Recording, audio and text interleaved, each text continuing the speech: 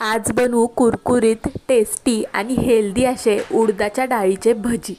Video शेवटपर्यंत पहा आणि चॅनलवर नवीन असाल तर पटापट सबस्क्राइब करा। 1.5 वाटी उडदाची डाळ आणि अर्धा वाटी तांदूळ स्वच्छ असं 2-3 पाण्यानं धुवून घ्यायचं आणि रात्रभर किंवा 5-6 तासासाठी भिजत ठेवायचं।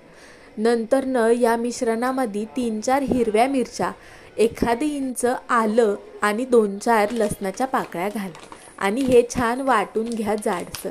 त्यानंतर अर्धी वाटी इतकं बेसनाचं पीठ यामध्ये ॲड करा, ज्यामुळे हे भजी एकदम टेस्टी तर बनतीलच पण खूप वेळ कुरकुरीतही राहतील।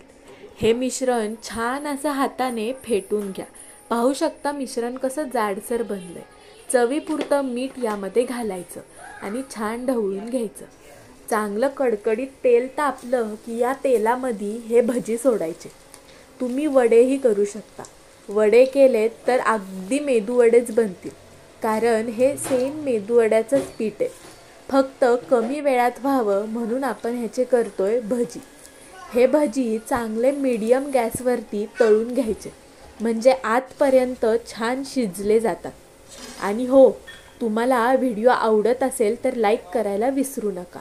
आता आपण पाहूयात या भज्यासोबत खाण्यासाठी चटणी। शेंगदाणे छान भाजून साल काढून घ्यायचे, 10-12 लसणाच्या पाकळ्या, 2-4 मिरच्या आणि चवीपुरतं मीठ आणि पाणी, बस इतकंच घालून वाटून घ्यायचं। मग एका पॅनमध्ये तेल गरम करायचं, त्याच्यामध्ये मोहरी, जिरं याचा छान तडका लावून घ्यायचा।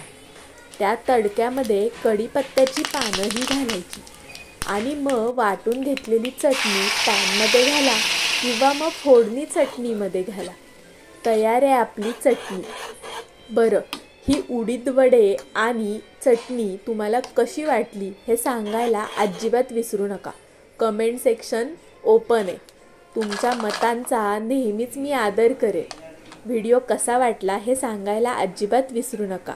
चॅनलवर नवीन असाल तर पटापट जाऊन आपल्या चॅनलला सबस्क्राईब करा।